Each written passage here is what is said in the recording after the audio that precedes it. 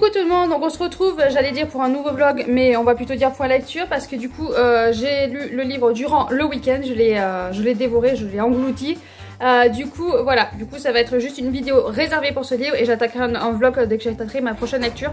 Parce que ça évite de durer pendant 1 heure les vidéos, hein, parce que vous avez pris l'habitude maintenant, je mets presque 1 heure pour faire un vlog, donc c'est une catastrophe. Donc je me suis dit là j'allais, voilà, vu que je l'ai fini dans le week-end, j'allais parler que de ce livre.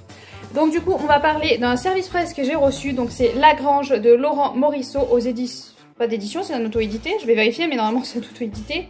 C'est un auto-édité, j'ai eu le bonheur d'avoir un petit marque-page qui va avec et tout, petite dédicace, alors ça fait toujours plaisir une dédicace. Merci si vous passez par là. Du coup, alors on est avec des personnages tout à fait attachants. Nous avons 2 temporalités, donc on va avoir la première temporalité qui se passe là... maintenant en 2000 et quelques, je sais pas exactement, mais bon, à nos jours. On va suivre donc... je viens de le finir, j'ai déjà les noms des personnages. On a Tim. Bon, je sais plus les noms des personnages, hein, je viens de le finir, mais c'est catastrophique. Hein. Les personnages et moi, ça fait 50. Donc du coup, on va suivre un personnage, un jeune homme qui vient d'acheter une vieille maison avec grange et tout dans la campagne, tranquille, où il veut faire son studio, studio de musique, il veut tout raménager. Et donc bon, il fait des plans et tout ça pour pouvoir réaménager. Et manque de bol, il va creuser pour pouvoir faire un petit peu des pics, enfin voilà, pour pouvoir faire des emplacements, comment il veut construire. Sauf que ben, en creusant, il va se retrouver sur un cadavre. Donc forcément, il va appeler, il hésite, hein, il s'est dit, bon, si j'appelle la police, ça va retarder et tout, mais bon, il appelle quand même la police. Au départ, il pense que c'est un canular, hein, forcément, mais non, ce n'est pas un canular. Donc il va s'avérer que donc il y a des agents qui vont venir pour voir le corps, donc il y a des lapins blancs. Les lapins blancs, c'est les scientifiques, voilà, pour analyser un petit peu les squelettes et tout ça, donc c'est surnommé le lapin blanc. Et donc ils vont venir là, voir un petit peu pour déterrer le squelette, voilà, et puis ils vont trouver un autre squelette, enfin bon. Voilà, va s'ensuit toute une histoire assez complexe autour de ça. Et nous, on va aussi en parallèle retourner en 1943, lors de la Seconde Guerre mondiale. Et on va suivre un jeune américain nommé Gary. Je crois que c'est Gary. Un jeune américain qui, bon, ben, par des déboires malencontreux, a eu un accident d'avion. Et donc il s'est fait rattraper par les nazis, donc en camp et tout ça, et il s'est évadé et on va suivre son évasion, comment ça se passe et tout ça, qui va lui tendre la main, qui va lui marcher dessus, enfin voilà, on va suivre tout ça. Je vous en dis pas plus parce qu'il est quand même assez court, 259 pages, donc faudrait pas non plus que je vous dise toute l'histoire, mais on va suivre ça. Honnêtement, on est embarqué là-dedans, on n'a pas envie de le lâcher. Moi j'ai passé un week-end où je voulais pas le lâcher, dès que je pouvais je le reprenais pour le continuer. On est vraiment là-dedans, on est vraiment dans l'ambiance, on est vraiment très rapidement embarqué. Ça se lit très vite, c'est des chapitres vraiment tout court. Des fois il y a des chapitres où il y a 3 pages, enfin c'est des chapitres courts et ça c'est quelque chose qui est vraiment appréciable. Du coup on a vraiment l'impression d'avancer, on le dévore, voilà, donc c'était vraiment très appréciable.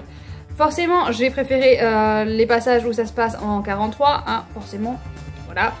Ça, c'est habituel, hein, ça en général, je préfère toujours les temporalités avant. Mais ça, c'est vraiment dû à moi, et ça ne m'a pas dérangé. Après, j'ai aussi pas mal aimé le présent. Donc toute l'histoire et tout ça qui se passe dans 43, c'est vraiment assez intéressant. Et en plus, ça c'est vraiment quelque chose de vraiment, alors génial. Il y a des notes à la fin de l'auteur. Que sont-ils devenus? Où il y a exactement tous les personnages réels qui ont vraiment existé. Et donc on connaît un petit peu leur... voilà, et c'est décrit leur parcours, ce qu'ils sont devenus, ce qu'ils ont eu, comment ils sont morts et tout ça. Et ça vraiment je trouve ça, mais alors... Voilà, génial, j'ai vraiment superbe. Il s'est renseigné du coup pour savoir, ben voilà, il s'est renseigné auprès de, bon, je sais plus, il y a quelqu'un qui l'a aidé et pour voilà, mettre des vrais personnages, mettre ce qu'ils faisaient vraiment, quand ils étaient, tout ça. Ben, moi vraiment je trouve ça génial d'avoir fait ça, d'avoir rajouté des personnes vraies dans l'histoire, donc c'était d'autant plus appréciable. Voilà, donc le côté voilà 43, génial, rien à redire, hein, au top. En plus, il retrace, en plus, vu qu'il recoupe un petit peu les choses qui sont réellement passées et tout ça, donc c'est ouais, vraiment génial. Après, on suit aussi les personnages donc, actuels là maintenant qui font l'enquête et il y a des petites choses qui m'ont chiffonné. Au niveau de l'enquête, non, rien à redire, nickel. Par contre, il y a un petit... Ça va spoiler, je sais pas comment le dire sans spoiler, mais bah déjà on suit la vie du jeune homme là qui a acheté ce truc. Bon, ok, on aborde des sujets, ça rajoute des petits sujets, bon, voilà, ça va. Par contre, on aborde la vie d'une inspectrice, je sais plus comment elle s'appelle, ça m'énerve, d'une inspectrice, Jeanne. Voilà, elle a une sœur jumelle et donc, voilà, on va... Je sais pas comment dire ça. On va apprendre quelque chose au niveau de sa sœur jumelle et son compagnon. Voilà, il va y avoir, ça va se passer quelque chose là. Et du coup... On l'aborde donc vite fait lors d'un petit truc. Et à la fin, on va revoir sa sœur et son compagnon. Et puis voilà, pas plus. Il n'y a pas une suite par rapport à ce qui s'était passé avant. Ça, je trouve ça dommage. Je sais pas comment vous expliquer sans vous spoiler, donc c'est assez complexe. Est-ce que ça spoil vraiment l'histoire? Pas vraiment, parce que c'est vraiment un passage sur sa sœur. Mais bon, je veux pas non plus en dire plus parce que ça serait dommage. Mais voilà, il se passe un petit truc avec sa sœur. Et... on en parle à un moment donné, mais par contre à la fin on n'en parle plus, on n'y revient pas dessus. Et ça je trouve ça un petit peu dommage parce que c'est quand même surtout quelque chose d'assez fort, d'assez dramatique.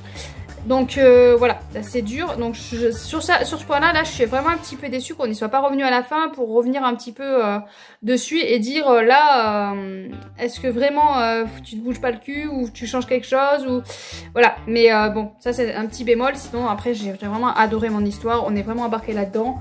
On vit les émotions avec les personnages. Là, quand Gary était en danger.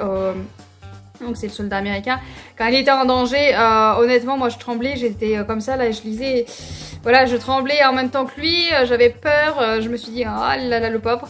Voilà, donc du coup, on était vraiment, j'ai vraiment été embarquée tout le week-end avec ces personnages-là, et c'était vraiment, mais génial, génial, génial, génial. Le fait en plus de l'avoir dévoré très rapidement, ça aide en plus d'être vraiment immergé dans le truc et être vraiment dans l'histoire, donc c'était génial. Voilà, donc comme je vous dis, le petit bémol c'est la sœur de Jeanne. Et j'avoue qu'il y a une relation aussi amoureuse qui se peaufine et je trouvais ça un peu... Moi ça m'a un petit peu dérangé parce que je trouvais ça un petit peu rapide. Voilà, d'un coup, voilà, ça arrive comme ça, d'un coup c'est un peu rapide je trouve, c'est un peu... Ça m'a un petit peu dérangé. Après c'est pas le truc qui dérange beaucoup, mais ça m'a un petit peu gêné quand même dans l'histoire.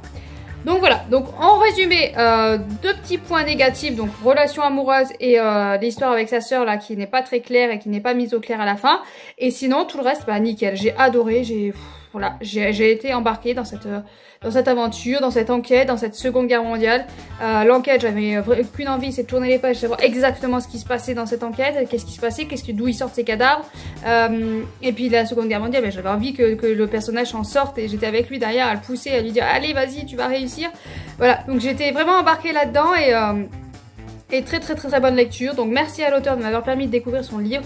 Honnêtement c'est un auto-édité. Je sais qu'il y en a qui sont réfractaires aux auto-édités, mais quand tu vois des pépites comme ça, honnêtement voilà, faut arrêter d'être réfractaire parce que il y a des belles pépites et des belles choses dans les auto-édités, donc n'hésitez pas, renseignez-vous un petit peu parce que vraiment excellente lecture.